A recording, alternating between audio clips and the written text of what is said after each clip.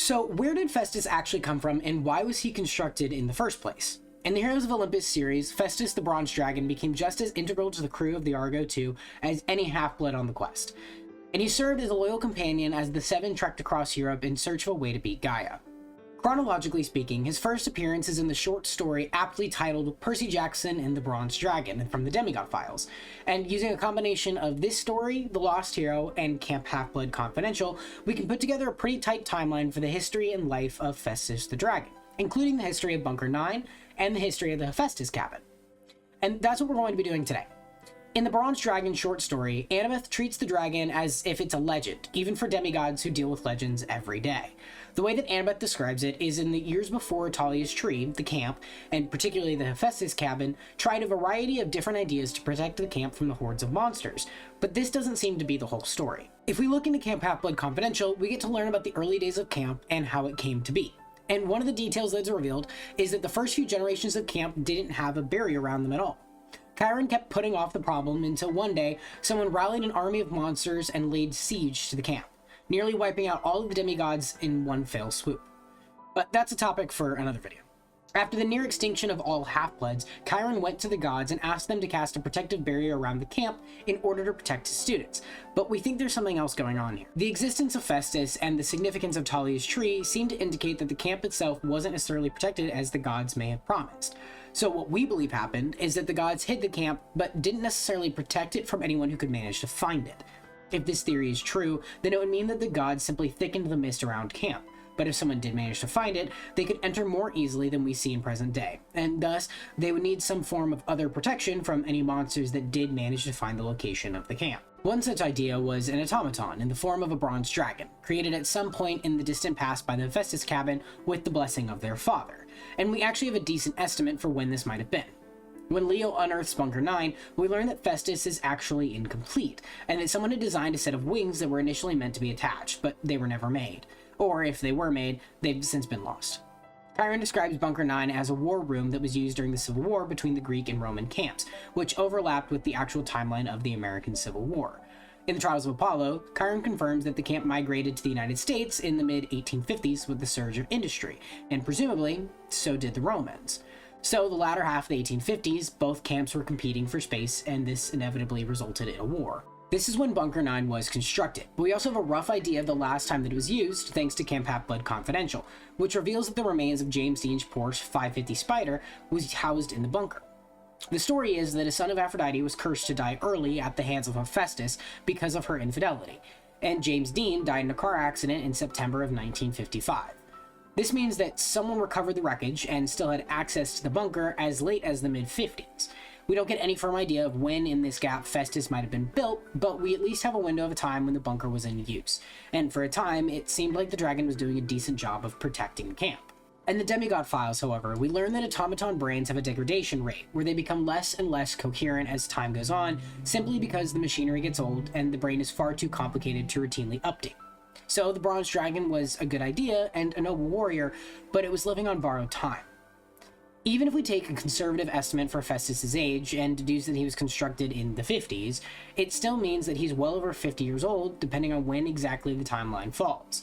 But we know that the Percy Jackson timeline is fairly fluid, and specific years aren't set in stone. The legend is that it went haywire and ran off into the woods. But again, Annabeth is just reciting rumors that she's heard around camp, and we don't know how much validity this explanation has, or if this is the full story.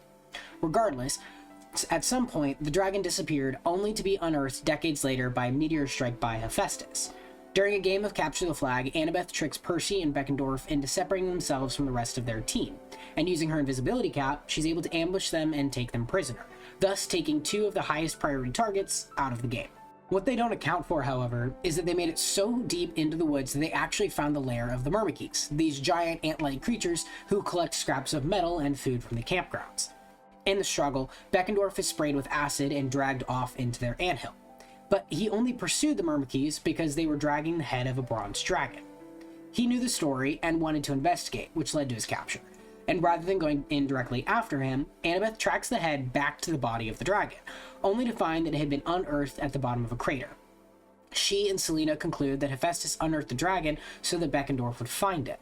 and with some crude rewiring, Annabeth is able to reattach the head and get it back into working order. Her repairs, however, are superficial, and even though it's technically active, it isn't controllable. The only way they can guide it to the anthill is because Selena is able to persuade it to follow them, which brings about a whole host of other questions. We know that Festus is receptive to verbal commands since he obeys various members of the Argo 2 at multiple points in the series, but we also know that he can be affected by Charmspeak. When Piper wakes Festus while he's shut down for maintenance, she does so using Charmspeak, and afterwards, he doesn't go back to sleep. Even Leo has no clue what she did or how to undo it, so there is something about Festus that is beyond mechanical, which leads us to wonder if Selena was using Charmspeak to get the dragon to obey. We don't ever get any official confirmation that Selena can Charmspeak, but we have a full video about Selena where we talk all about this idea, so be sure to go check that one out too. After they free Beckendorf, the dragon is still going haywire, and Beckendorf has to jump onto its back and rip out a control panel just to get it to shut down.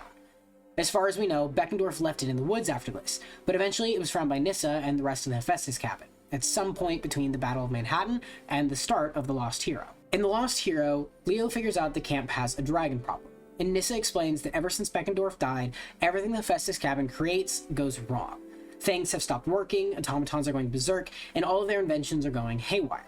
Many of them believe that they're under a curse, and one of the repairs that the Festus cabin attempted to make while under the curse of Beckendorf was to fix up the bronze dragon and get it back into working order. Predictably, however, the dragon once again went haywire and was running around the woods, torching nymphs and wrecking the forest. And on the occasions when it did make its way to camp, it set fire to the main sector, smashed cabins, and tried to eat several satyrs. Leo, however, figured out how to capture the dragon in bronze netting by luring him into a clearing with Tabasco sauce and motor oil.